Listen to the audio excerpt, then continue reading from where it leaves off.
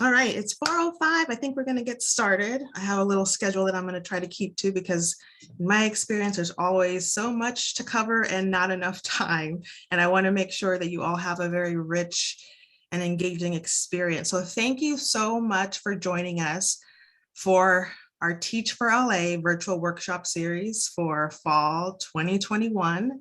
This session is going to be all about starting your own preschool. So we've titled it From Conception to Success, Starting Your Own Preschool. And we have with us two amazing guests who are going to tell you just how they did it, Jennifer Carter and Darlene Morales. So again, thank you so much for joining us. And we're going to go ahead and get started. So quickly, I'm going to introduce myself so that you know who I am. My name is Marini Smith, and I am an associate professor of child development and education at West Los Angeles College. I'm also the Title V STEM teacher prep coordinator. So through a Title V grant, we're able to provide resources and support for our students who are on a teacher pathway or a related field. And I'm also the advisor to our child development club. So I love interacting with students.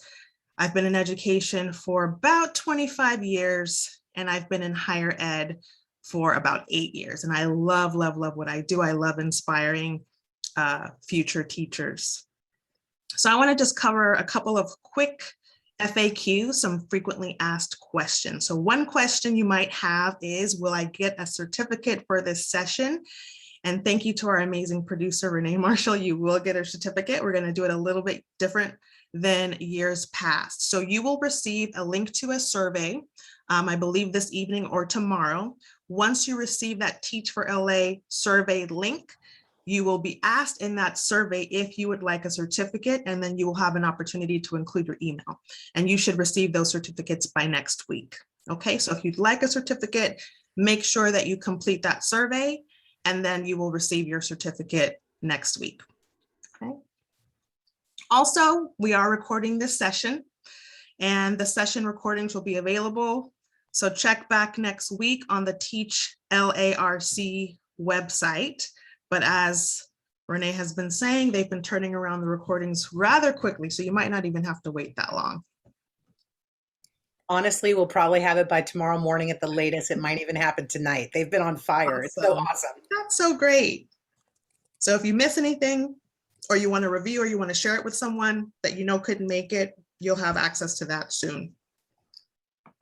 All right, so this is going to be how our session will go in general. So introducing the section, doing a little bit of Zoom keeping. Each panelist will briefly share about their centers, and then each panelist will share more specifically about their inspiration, what inspired them to start their schools. They'll tell you a little bit more about their process, including challenges and advice that they have for those of you who may be interested in starting your own centers. And then we're going to open it up to live Q&A. So start formulating your questions and think about what questions you might want to ask. And then we'll have some final thoughts from the panelists. Does that sound good, everyone? Awesome. Okay, so we're going to start a quick poll just to get a sense of who is in the room. All right, so I'm going to launch the poll. You should see it pop up. There are 3 questions. First question, what's your connection to preschool? Did you or someone you know attend daycare, preschool, Head Start, etc.? Yes or no?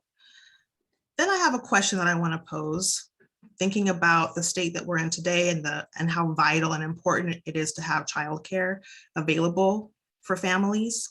Approximately how many childcare programs in California have closed since the pandemic, since March 2020? And then I want to ask question number 3 so that we know who our audience is. Are you considering opening up your own daycare, preschool, childcare center, et cetera, someday? Or if you're already doing so, we want to know who's in the room. So I'll give you about 30 more seconds or so. I'm seeing 62% of the responses have been coming in.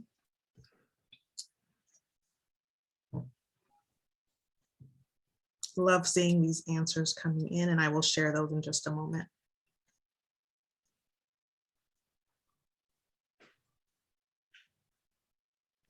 Right, we almost have 100% participation, so I'll give it about 10 more seconds.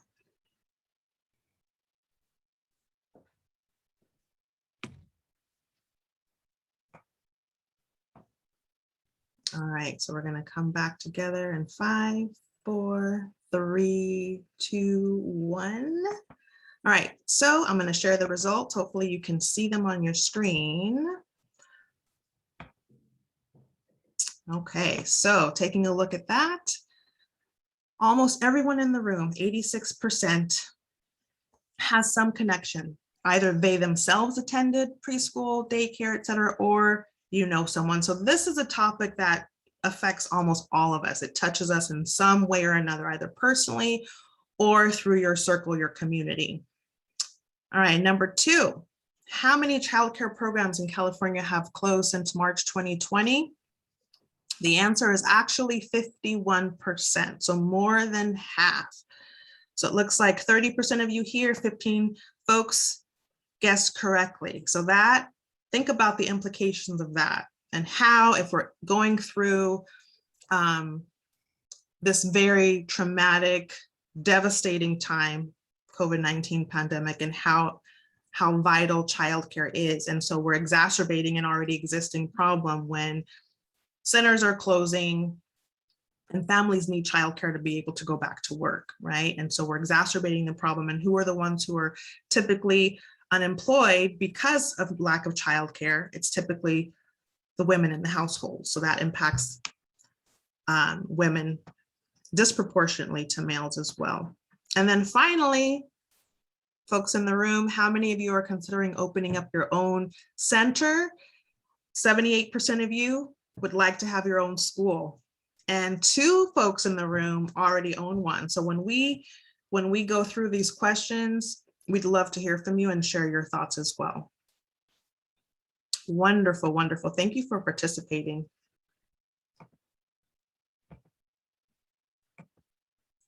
All right, so one quick thing before we get started in hearing from our panelists. So some of you who've been attending all of the sessions have probably done a waterfall of chat response before. This is where I pose a question, you type your response into the chat, but you don't hit enter yet until I count down from 3, 2, 1.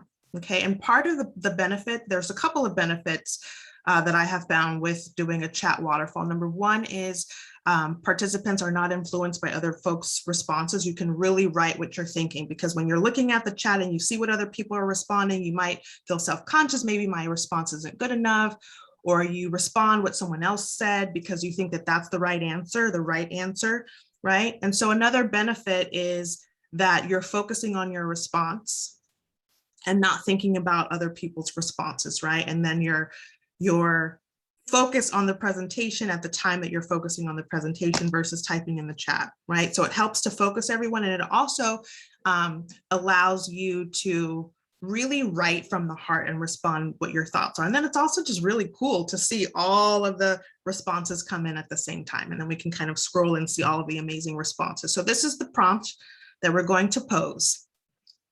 What are some benefits to early childhood education? So why is it beneficial for children to have early childhood experiences before they enter into kindergarten? So what are some of the benefits to early childhood education? Think about it for a moment, type your response into the chat, and then in a moment, I'm going to count down 3, 2, 1, and we're going to take a look at what some of those benefits are. So why is this important?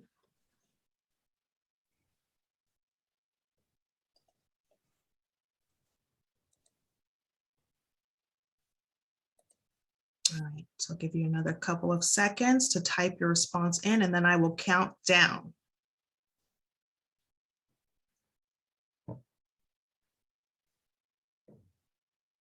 Okay, so in just a moment, when I say 3, 2, 1, you're going to hit enter, and then we will take a look at all of the different responses. What are some benefits to early childhood education? Ready?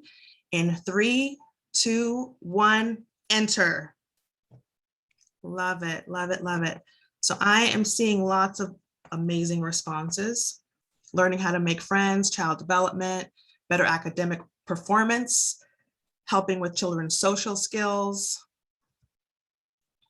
emotional, social, physical, social opportunities, helps children learn with challenges with their typical peers. I love it. Allows brain synapses to bloom in all the different domains, including dual language, science, STEM, body awareness. Historically proven that children who attend top preschools benefit more later in life. Love, love, love. We have a child development expert in the room. That's wonderful. Working together and learning how to lose well. That's an important skill, right? A lot of adults need to work on that, right? We are always trying to win, but how do we lose gracefully, right? Critical brain development time, developing the love of learning. I had a bunch of notes that I jotted down that I was going to share, but I feel like you hit on all of the things that I had written down. Children will develop skills, social development, critical brain development, allowing children to bloom. Wow, very cool. Wonderful, wonderful, wonderful, wonderful. If you think of anything else, feel free to add it to the chat. And this is great. Those of you who are child development majors or thinking of starting your own school, why don't you just save the chat, because these are some great responses that you can share whenever you need. You know, I was in another session and it said, know your why. So this is our why, right? Why do we do what we do? Because you're going to hear from the presenters that this is not easy work at all. It's not easy work at all. So knowing your why is really, really huge in terms of your inspiration and how you're motivated to keep doing what you're doing. So save that chat. And if you have parents who wonder, what are we doing? What are the kids doing all day? They're just playing. Nope, they're not just playing. There's so much more that is happening in early childhood education. All right, so you don't want to hear from me anymore. I'm going to start introducing our panelists that you can hear the real story about how to start a successful preschool. All right, so we're going to meet our panelists. So first, we're going to hear from Jennifer Carter, who is the executive director from Oak Tree Learning Center. So the first thing that I'm going to ask the panelists to do is to just briefly tell us about themselves and about their center. We're going to just start off with maybe like a 2 to 3 minute introduction about their center. And then in a subsequent question, we'll kind of get into their origin story. Like, how did this all come to be? And how did they, you know, come up with this idea and make it happen? So for now, we're just going to hear a brief intro so that you know who they are, what their center is about. Jennifer, would you like to start? Sure, since my slide is there. My name is Jennifer Carter. My name is Jennifer Carter, and as it says, I am the executive director of Oak Tree, which is in View Park, Windsor Hills, but we also have another Oak Tree that is in San Bernardino. The curriculum that we use is something that I created. It's very hands-on, very experiential, and it's very community facing. So much of our learning involves collaboration with communities, community members, small businesses, nonprofits, and things like that. That is amazing. Thank you. Can you tell us how long you've been in your role at Oak Tree Learning Center? I have been executive director for a little over a year. Today is actually our school, the second school's first birthday. Wow, congratulations. Happy birthday. Happy anniversary. Very exciting. Thank you for sharing. All right, and let's hear from Darlene and Louis Morales, Little Stars Preschool. This is again where my kiddos attended, and it was a great place for them to get their start. Hi guys, this is my husband Louis Morales, and I'm Darlene Morales, and we are co-directors of Little Stars Preschool in West Adams. We started actually from our home, a home-based preschool called Estrellitas, which is a Spanish immersion program, 21 years ago. And wow, it doesn't seem like it's been that long. Time goes by fast, and we started off there and quickly grew and opened up a center-based preschool in the West Adams area as well that has been here for 17 years now. And yeah, and so we're social constructivist based approach to learning, and we really are also community, all about the community. And we believe that children are also knowledgeable and bring something very important to the table when it comes to what they're learning and their environment as well. And we really want to invite the community to be part of the whole process, and the parents as well, in the whole learning and the curriculum as well. Thank you so much. Appreciate it. Okay, so now we're going to get into the nitty gritty. So I'm going to pose the next question, and the participants, Jennifer, Darlene, and Mr. Louie, are going to have more time to kind of go into detail. Okay, so again, start thinking about if you have any questions. If you do have questions, feel free to put them in the chat. And then at the end, like the last 15 minutes of the session, we will be able to go back and revisit those questions that you have. Okay. So the first question is, I'd like you to, was not really a question. So we're going to open it up for you to tell us a little bit more about your journey and starting your school. Tell us about what inspired you, what was the experience like getting it started, including the process and the challenges, etc. And I'm going to stop sharing so that we can see the presenters better. And I'm going to spotlight our presenters so that we can see them clearly when they're sharing. Okay, so I am going to go back to Jennifer first. So you want to tell us a little bit about your journey, and then we'll go to Darlene and Mr. Louie after. It's pretty interesting. I did not enter into early childhood education on purpose. I was an administrator with a private school in Santa Monica for years, and my husband actually lost his job, and we had some savings and decided it was taking a long time finding a job. So we said, why don't we just buy a business? Ergo buying you a job. And we Googled businesses for sale, and we went to a business website and checked education and finance, because those were our two fields and industries. And our school in San Bernardino was the first thing that came up in the Google search. So I always say that Google and God are the reason that we got started in business. Interestingly enough, before I got into early childhood education, I did a lot of educational research and curriculum building. And I was pretty convinced that the way that Black, Brown, and low-income students, the way that they learn could be, we could tap into the cultural and familial and familiar ways that those populations of people learn in a way that most schools don't. And so I worked on this very experiential curriculum and have put it into the centers. And we routinely send kids that are at risk to the gifted programs and things like that. So we don't have a huge population of kids that come from families with means, but we send a tremendous number of them to programs that'll catapult them into a whole different track.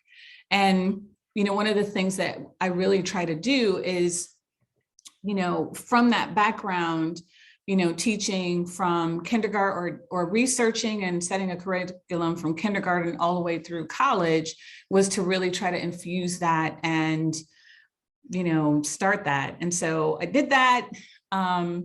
And then with the pandemic, I had to learn how to run a business. So I've shifted from center director to business owner in the past year. And I suppose we'll talk a little bit more about that. So I'll just pause there. Wonderful. Thank you so much. I think that's really telling how, you obviously you have the educational background, but through circumstances that you said, what, we need to shift. We need to shift what we're doing.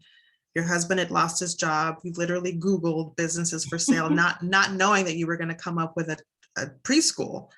And here you are, transforming the school from what it was and taking it much farther than I'm sure you dreamed that you could, and even adding another location. So that's really, really admirable. But I think it's just such a inspiring story how it came to be, that it was like a happy accident sort of, but now you're purposefully, on this mission to transform lives in the work that you do. So thank you so much for sharing. I think that's amazing. Our Little Stars team, our dynamic duo, Darlene and Louie, do you want to tell us about how you got started and what that initial journey was like? Yes. So it was a little bit different, but yet some of it's similar. I was really blessed to know early on that I wanted to be a teacher. I don't know if any of you can relate, but I used to sit my dolls and teach them when I was really young. And I went to a teacher training high school, which allowed me to go do my practicum at an elementary school that was local.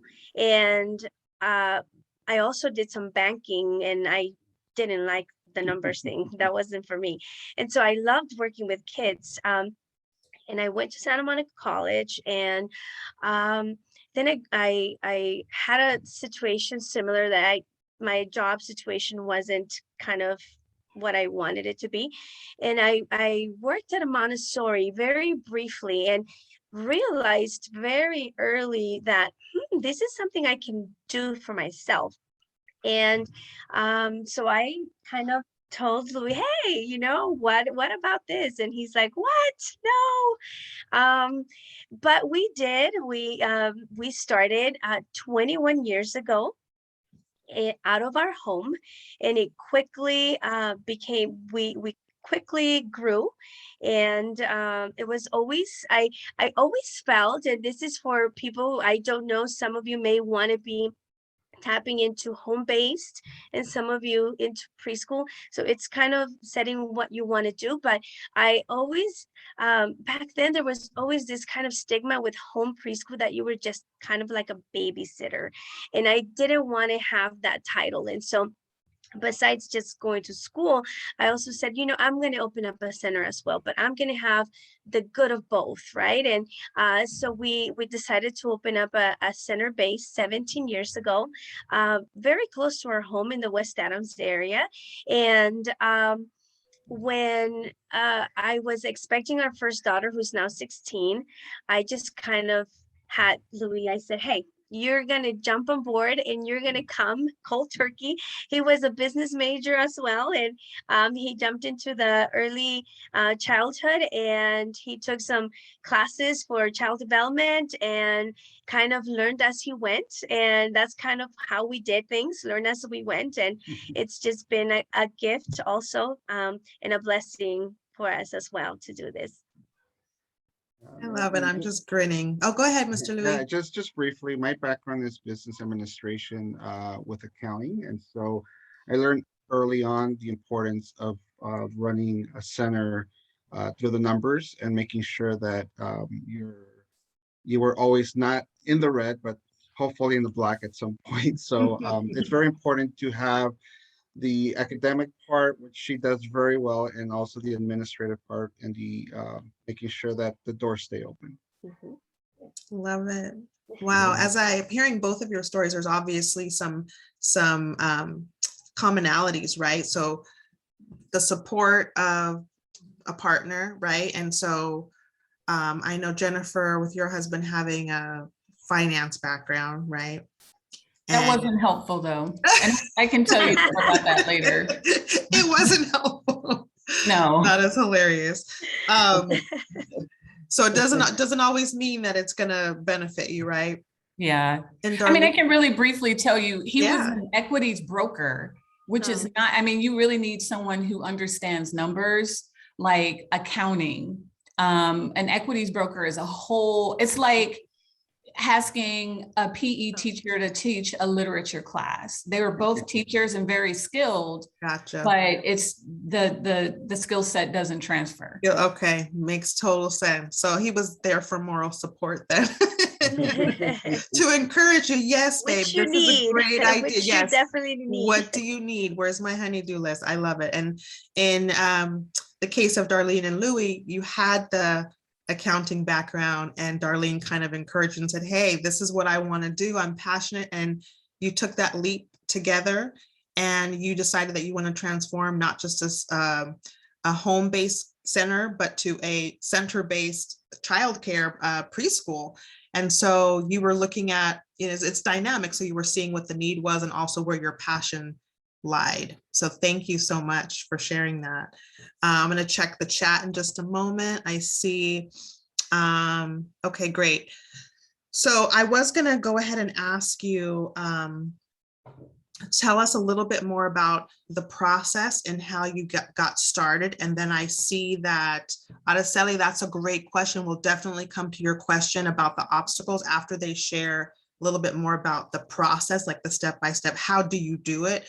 And then Dahlia, I see that your hand is up, so I will come to you afterwards too. So thank you so much. I can't wait to hear your questions. So I'm going to go back to Jennifer briefly. So what did you do? So you Googled businesses for sale, and then you saw the preschool. Once you had that idea in your head, how did you actually end up going and owning it? Because there's some steps in there that we want to know about. At least I want to know.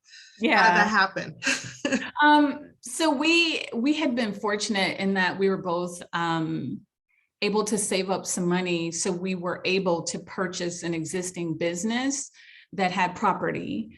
We applied. There's actually a person who helps people buy preschools. And as Marini said, with so many people going out of business, this may be like fire sale time, but again, we'll talk about that later. There's a person who's a preschool broker that I worked with. She was very knowledgeable, and she'd be like, and Title 22 and food program and and ratio. And I was like, I don't know what any of that means. So the first thing I did was become a consumer of information to understand the process. I am probably one of the only people outside of licensing that has literally read the entirety of Title 22 from page 1 to page last with notes and Post-its. Because if you want to do something, if it's really a passion, you have to know those regulations and you have to know what they mean, because they have an impact in number of kids and profit and viability and all those things. So it was kind of a parallel. On the one side, I learned about buying a business. I have a banker that I have because we purchased this business that I can call, or he calls me. So at the time when PPP loans were available and everyone was scrambling, he called me and asked, hey, I'm your banker. Do you need a loan? And I said, why, yes, sir, I do need a loan. And then when it was over, he said, hey, do you need this forgiven? And I said, that is a question that need not be answered. And so I sent him the paperwork. And so establishing that relationship with someone who could properly help me finance and properly get myself positioned to buy the business was really helpful. Then I said, there's a parallel side, like just really learning what are the technical parts, because owning a preschool center isn't, you put some fluffy furniture and you get started. There are a lot of, like I said, Title 22 has a lot of regulations. And if you want to, become affiliated with the state, you can become a state preschool, or you can become an early Head Start preschool. And all of those things take processes and they're governmental. So there's paperwork and proper order and proper ways to fill stuff out. So really getting educated about how to do those things was immensely helpful, because I knew how to run a great school. I had done that, running a school, like a lot of those skill sets kind of transfer, but learning the nuances of this particular area was a different ball of wax altogether. That was very helpful and very specific to when you're acquiring a business that already exists, which I think is a great perspective to share with students, because that's an option. That's definitely one way to go. Mm-hmm. Thank you so much. Darlene and Mr. Louie, do you want to share the same thing, like the actual steps that you took when you had that idea and you're like, babe, we're doing this, How did you start doing it? A lot of the things that Mrs. C said, we kind of confirmed the same thing. It's about being knowledgeable about the circumstances that you're putting yourself under. We originally started in 2000 with a home daycare, which is a smaller home-based setting, and that one has a maximum capacity of 12 children or 14, depending on the ratios that you have. And so it gave us about 4 years to actually learn the whole process, like what was out there. We were able to run the business out of our home. We were able to control expenses. We were able to control income that was coming in. And then when we felt like it was just right, like we were consistently being full, we felt the necessity to start looking for a center-based center, just because the numbers weren't there. At some point, we had maybe a waiting list about maybe 15, 20 children out of our home. And so that wasn't feasible. And so we started looking for a location that could probably double or triple the amount. And so that's what we did. And we actually started looking for a place that would have suitable indoor capacity, which is about 35 square feet per child for indoors and 75 square feet of outdoor space. So generally speaking, about 105 square feet of space per child. So that's how your ratios are set initially when you open up your center. And so here in LA, it's pretty tight. And so you want to make sure when you're looking for a location that it is a space that will be suitable for the numbers that you are capable of doing. One of the other things, I'd say we were blindly, when we first started, we were kind of messing up, but we weren't aware that we were messing up. We were very young. We were in our early 20s, and so we had the capability of starting all over if we have to. And so now I'm in my mid 40s. I wouldn't want to make the same mistakes again. I'm kind of like, I think I've learned some, but you never stop learning, which is the most important thing. And so the process is basically understanding what you're getting yourself into. You have to be a people person. You have to be able to speak to children. You have to be able to speak to adults. You have to kind of go online and look for grants and agencies that can help you, food programs and things like that will help support a program that you're trying to kind of start. Start up. So that's a little bit.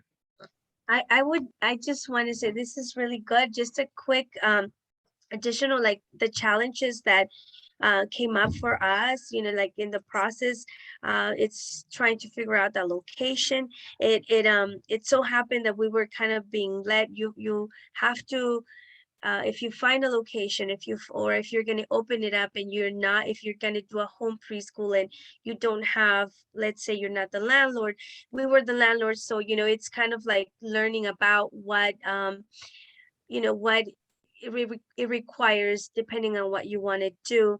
But I think that one of the good steps that is great is to start with your also licensing, to kind of get the orientation going and to kind of share with you, about what are some of the things that we need, because yes, it's definitely a lot of steps, but it's definitely doable, and the challenges that come up are you can go through them. That was great. Thank you so much. There were a lot of nuggets that I just wanted to highlight that were said. One, I think, is a real powerful lesson is that you were saying, Mr. Louis, that even if we messed up, but you're able to recover from that. And I think that fear of messing up is what might prevent a lot of people from pursuing their goal or their dream of starting their own center. They're worried about messing up. So going back to what Mrs. C said, you have to know you have to know the law, you have to read the regulation. Darlene and Mr. Louis, you were saying, you have to know what the square footage is. You have to think about, our geography. We're in LA, it's very impacted. It's like, will we have parking, all of these practical things. But then also there are a lot of things that you have to think of in terms of your your goodness of fit or your temperament. Like, are you a people person? Do you like children, right? And it's not just the children that you're going to be working with, you're working with families. So if you're someone who's like, I really like kids, I don't really like adults, well, you have to figure out, well, how am I going to make this work? Because parents are entrusting you with their most precious possession. So you have to be able to make those parents feel comfortable and feel welcome and feel like, you're trustworthy. So thank you so much for sharing that. I'm going to go to the chat. There was a question that Araceli had asked, and then I'll come to Dahlia, and then there's a couple of other questions. So either panelist, and both of you can answer if you'd like, what were your biggest challenges or obstacles when you first started? And what about now with the pandemic? So anything that you maybe haven't mentioned already that you think touches on either part. So challenges when you started and with the pandemic. Darlene, do you want to go first?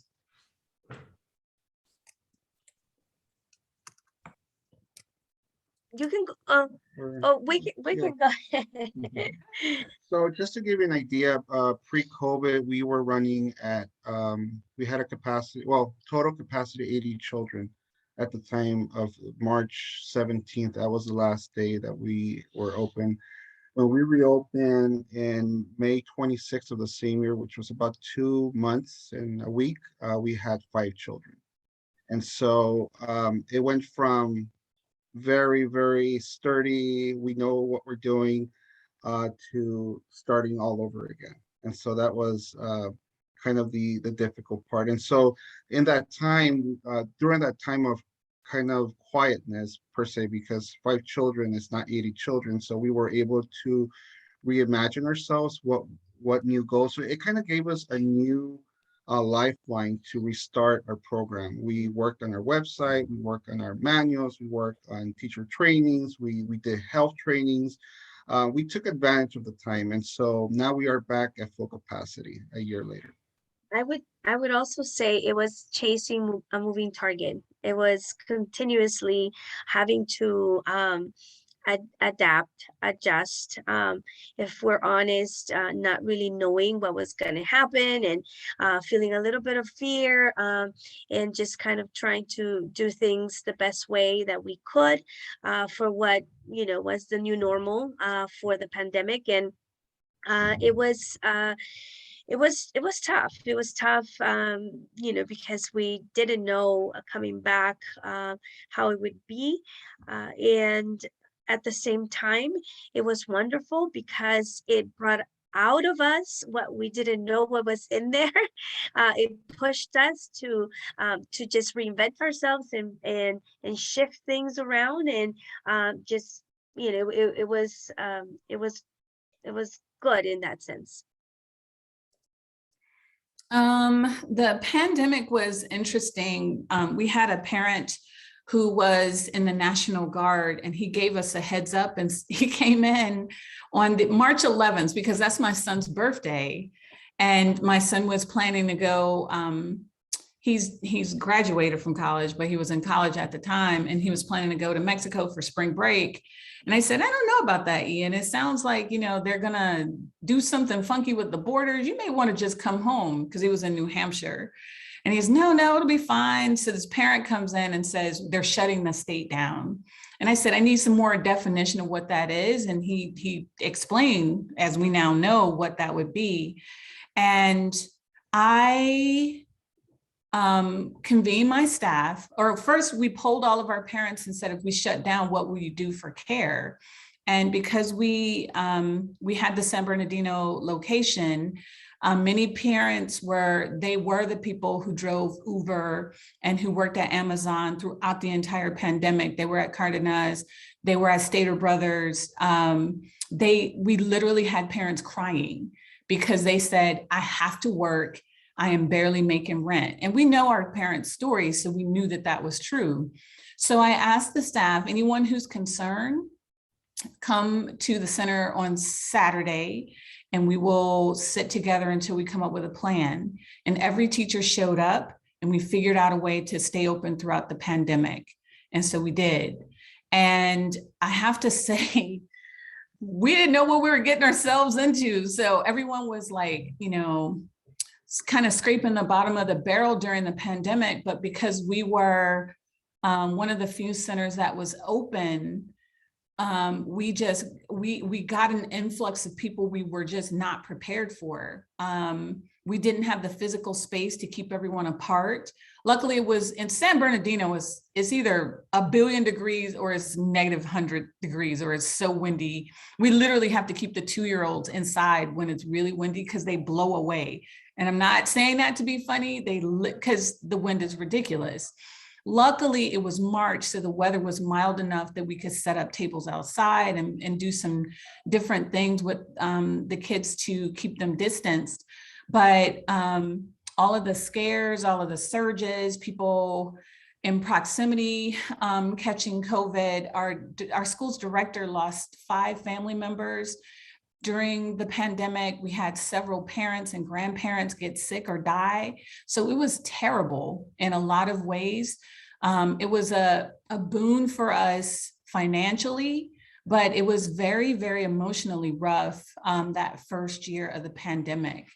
But we survived, and I had already started negotiating for the second school. And so we opened the second school last November, which was still during the pandemic, but not at those terrible, terrible times. But that's when I realized that I couldn't be a center director. I had to be a business owner.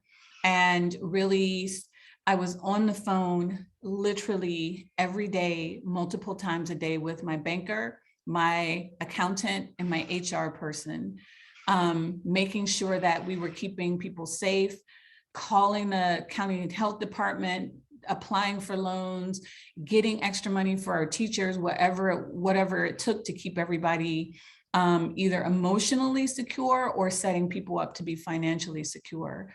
So, and that's what I'm saying, like, a center director is not necessarily a center owner. It's a very, very different skill set that you have to develop and cultivate. Wow, so powerful. And I know that we can all agree that childcare is essential and so vital, but even especially in these times, how vital they are, but how many obstacles there are to sustain your business. So I wanted to comment, Claudia, she commented, love how adaptable you were and the importance of you staying open despite the challenges. Your parents and kids are lucky to have you. Mm-hmm. I agree. And I'm going to go to Dahlia, who's been so patiently waiting with her hand up. I'm going to go to Dahlia for her question, and then we'll answer a couple more questions in the chat, and then we'll wrap up. The time has flown by. Dahlia, go ahead and ask your question. Thank you so much for being so patient. Well, first of all, I don't know how you guys do it working with your spouses. My respect to you guys. Wow. That must be so interesting. What an interesting dynamic to be business partners and life partners. But my question for you is, how do you guys prevent burnout? That's a great question. Either one of you can jump in. Great question. For us, I think it's important to, early on, we didn't know how to divide what was our personal space, especially having our home school, at home. It was ridiculous, actually. We didn't have a former dining room table in our dining room. It was in a bedroom, and it was just, the school was there, and setting the boundaries and the perimeters of when to kind of turn off the switch and when to turn it back on is important. Setting time to just kind of wind down, going on walks. Louis and I actually enjoy going on walks, and those are really just knowing what really winds us down and allows us to relax. I love being around nature. And I really enjoy my kids. Believe it or not, we have 3 kids: a 16-year-old, a 13, and a 4-year-old who's in our preschool now. And just having family time, having time for ourselves, it's really important for us to be able to just disconnect from the business and kind of say, okay, no more business talk. This is just kind of like, let's talk about us. So let's talk about the family. Something really quickly I want to add, when we first started, we had extended hours. We sort of had up to 24-hour services at some point or weekend. Never had a child overnight, did we? No. We had weekend children. And so what you want to do when you set up a school, I know you want to get as many clients as possible, but have standard hours, have something that works for your schedule. We work right now at post-COVID 8 to 5, Monday through Friday. We are closed major holidays.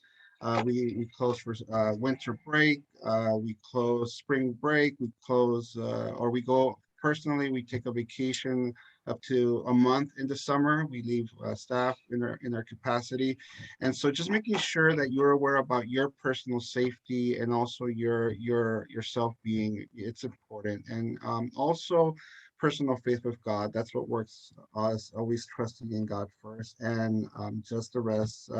Leave work at home, at work, and home you enjoy home. I want to, before I answer, I want to preface this by saying my father is 82 or 83, and he stopped working full time last March only because they were taking too many taxes out. So this idea, I don't know, like, I think we're a family of overworkers or people who just love the work that we do. We find something we love and we just do it. So I don't feel like I'm burned out. I love learning, and man, I have not learned as much in these past 3 years. All that whole life of learning and master's degrees and certificates and professional development were small potatoes compared to the learning that I've done. And so I don't really feel burned out, but I think, for me, at least, I don't know about Darlene and her husband, but I feel my age, like I feel sometimes like tired. I've been in education since 1994, before many of you were born. And so I'm tired, but I'm not like burned out. Sometimes if I have a really, really busy, packed week, I'm like, have this adrenaline high, and I sit down, and then at 6:45, I'm slumped over, and then I wake myself up, and it's the next day. It is not uncommon for me to sleep when I'm super tired, like 14 hours. So I don't necessarily feel like I get burned out, but I know myself really well, and I try to do the things that I enjoy. My son actually he graduated college, and he works with me on some of the community engagement stuff. So that keeps me really interested. And then, my husband and I have been married for a long time, and we still enjoy each other's company. So, and when I'm tired, I'll just text the whole staff and say, I'm out. I'll see y'all tomorrow, and just when you need that time, you just take it. Thank you both. So important. We have a few minutes left. I'm looking in the chat, and I know we're not going to have time to get to all of the questions, but there were a couple of questions that came up regarding children with special needs. So I'm going to mention that, and then also kind of combine another question. You can address any parts of the questions that you can. So one question was asking how to include a child with special needs. Do you have enough facilities for including them? And then added to that, does the government offer funding for centers to support children with special needs? And then another question that might help with that is asking about grants. Was it difficult to tap into grants and do the writing for them? So maybe these could be grants related to children with special needs, or just grants in general for your center. So I know I'm kind of layering a few different things, trying to maximize the time that we have left. So you can either one of you can jump in and answer any aspect of either of those questions.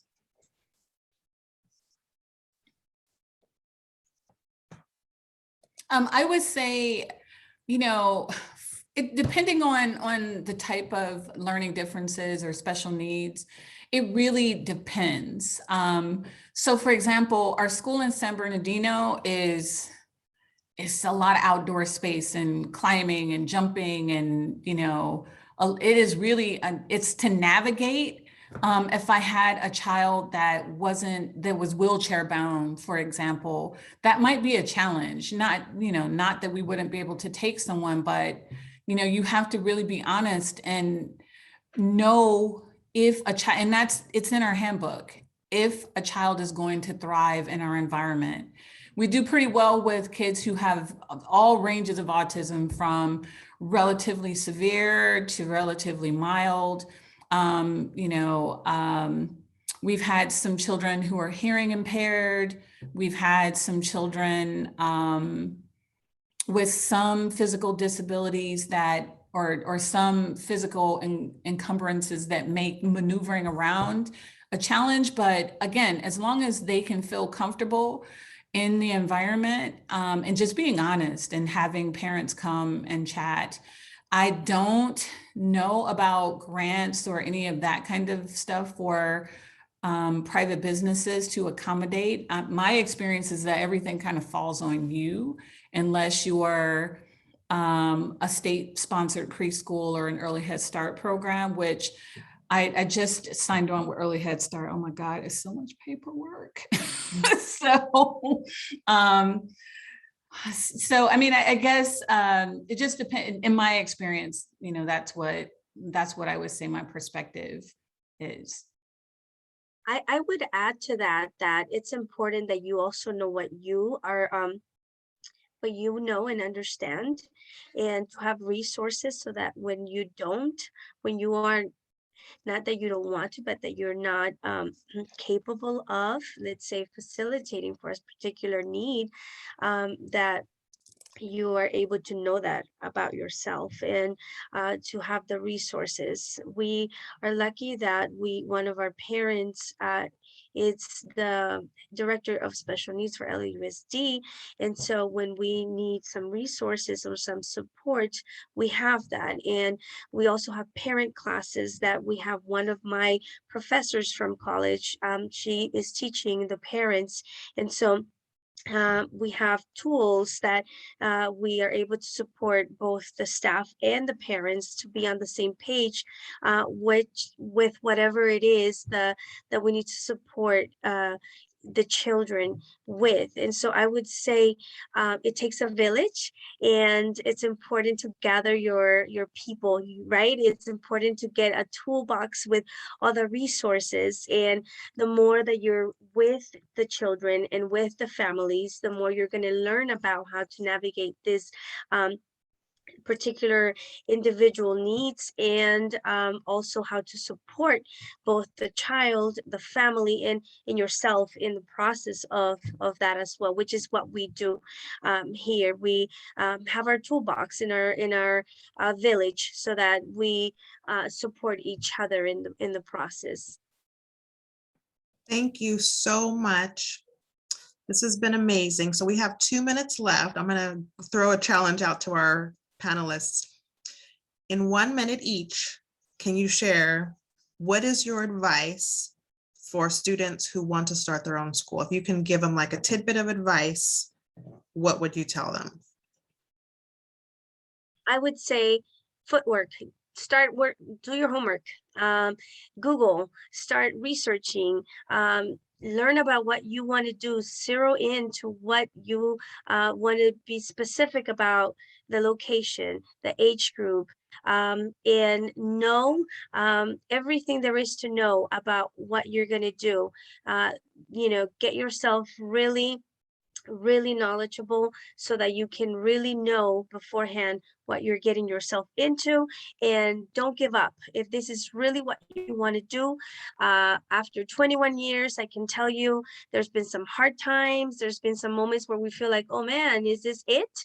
But don't be discouraged. If you've come this far, you can do it. So just hang on, get support from other people that know what they're doing as well, and they can, kind of be your mentors. And it's important to have that as well, because you will need them.